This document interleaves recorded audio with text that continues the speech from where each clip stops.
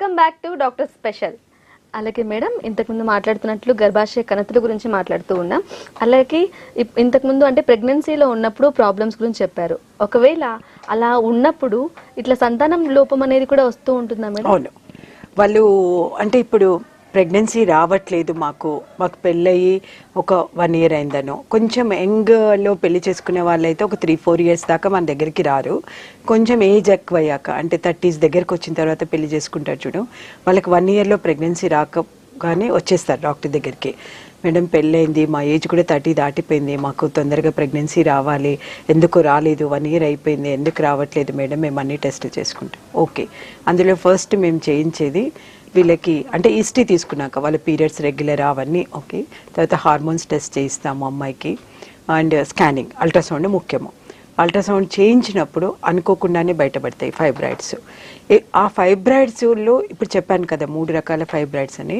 Subserosal fibroid ఉంది, ఒక 3-4 centimeters 5 centimeters ఉంది. వాళ్ళకు ట్రీట్మెంట్ ఫైబ్రాయిడ్కి అవసరం లేదు, మనం ప్రెగ్నెన్సీకే ట్రీట్మెంట్ ఇచ్చేసి వాళ్ళని అలాగే ఫాలో అప్ చేస్తాము.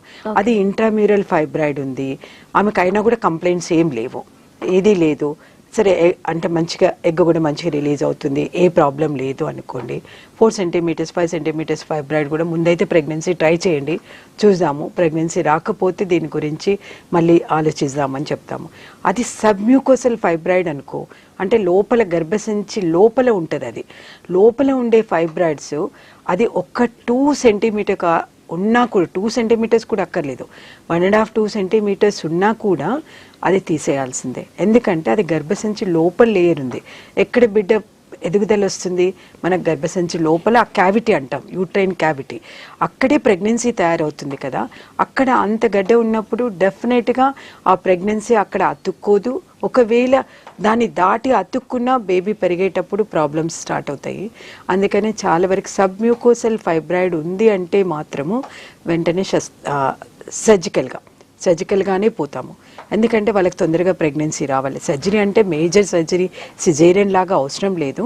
అంటే కొత్తగా టెక్నిక్స్ హిస్టరోస్కోపిక్ టెక్నిక్ అని, అంటే కింద నుంచి మేము లైట్ వేస్తూ ఆ ఫైబ్రాయిడ్ని రిసెక్షన్ చేయడం అనమాట, తీసేసేయడం. అప్పుడు వాళ్ళకి తొందరగా ప్రెగ్నెన్సీ నిలిసే అవకాశం ఉంటుంది. కాబట్టి సబ్మ్యూకోసల్ ఫైబ్రాయిడ్ ఉన్నా కూడా మాకు ఏదైనా ట్రీట్మెంట్ ఇవ్వండి మేడం, మేము చూస్తాము అంటే ఓకే, వాళ్ళకి కొన్ని రోజుల వరకు ఆప్షన్ ఇస్తాము. కొన్ని మెడికేషన్స్ ఉన్నాయి, ఆ మెడికేషన్ తోటి ఏమన్నా అది సైజు అలా స్ట్రింక్ అవుతూ కనుక మెల్లిగా ఏమైనా పడిపోతుందా, జారిపోతే కింద నుంచి డిఎన్సీ లాగా చేసి తీయగలుగుతామా. అది కూడా ఎప్పుడు పెడంకులేటెడ్ ఫైబ్రాయిడ్ అని ఉంటుంది, అంటే మొత్తం యూట్రస్ లేయర్లోకి అతుక్కోకుండా సన్నగా కాడలాగా అతుక్కొని అది దాన్ని ఫైబ్రాయిడ్ పాలిప్స్ అని కూడా అంటాము. అలాంటివి అయితే కొన్ని రోజులు మెడికేషన్ ఇచ్చి కొంచెం స్ట్రింక్ అవ్వగానే మేము చిన్నగా లోపలికి వెళ్ళి డిఎన్సీ పద్ధతిలో అయినా హిస్టరోస్కోపిక్ లాగా చేయడం అనేది చాలా బెటర్ అని చెప్తాం వాళ్ళకి. తొందరగా మీకు కన్సీవ్ అవుతారు, ఎక్కువ టైం వేస్ట్ చేసుకోకండి అని. ఓకే, కేవలం మందుల ద్వారా అయితే ఏం తగ్గదు కదా? మందుల ద్వారా ఇప్పటి వరకు ఏ మెడిసిన్ కూడా ఫైబ్రాయిడ్కి తగ్గించే మెడిసిన్ లేదు. కాకపోతే కొంతమంది ఇప్పుడు పేషెంట్స్ చాలా హెవీ బ్లీడింగ్ తోటి వస్తారు, అనీమిక్ తోటి వస్తారు. మామూలుగా బ్లీడింగ్ తగ్గడానికి ఇచ్చే మెడిసిన్ ఇస్తున్నప్పుడు వాళ్ళకి బ్లీడింగ్ కూడా కంట్రోల్ కాదు, ఎందుకంటే ఇన్ని ఫైబ్రాయిడ్స్ ఉండే వరకు. అలాంటప్పుడు వాళ్ళని వెంటనే ఆపరేషన్ చేయాలన్నా బ్లడ్ చాలా ఎక్కించాలి, ఇదంతా ఎందుకు, బ్లడ్ ట్రాన్స్ఫ్యూజన్స్ రిస్క్ అనుకుంటున్నప్పుడు కొన్ని మెడిసిన్స్ ఉన్నాయి. ఇదంటే యులిప్రిస్టాల్ అని ఒక మెడిసిన్ ఉంది, జిఎన్ఆర్హెచ్ అనలాక్స్ అని ఇంజెక్షన్స్ ఉన్నవి, అండ్ తర్వాత మిఫిప్రిస్టోన్ అని ఒక టాబ్లెట్. ఇవన్నీ కూడా ఏంటి అంటే బ్లీడింగ్ని కంట్రోల్ చేస్తవి, ఇంకా ఎక్కువ పెరగకుండా చేస్తాయి కొన్నాళ్ళు. ఈ లోపల వాళ్ళకి బ్లీడింగ్ అవ్వట్లేదు కాబట్టి వాళ్ళకి బ్లడ్ పెరగడానికి కరెక్ట్ చేసేసి ఆ తర్వాత సర్జరీకి పోదామని చెప్తాము. ఓకే మేడం, అంటే ఏ టైంలో నుంచి ఏ టైం లోపు చేయొచ్చు మేడం ఆపరేషన్? ఆపరేషన్స్ అనేది depends on the age, depends on the size of the fibroid and depends on the number of the fibroids.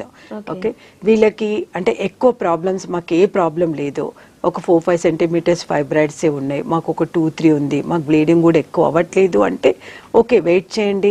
Me age ఒకవేళ 45-50లో ఉన్నారు అంటే ఏమైనా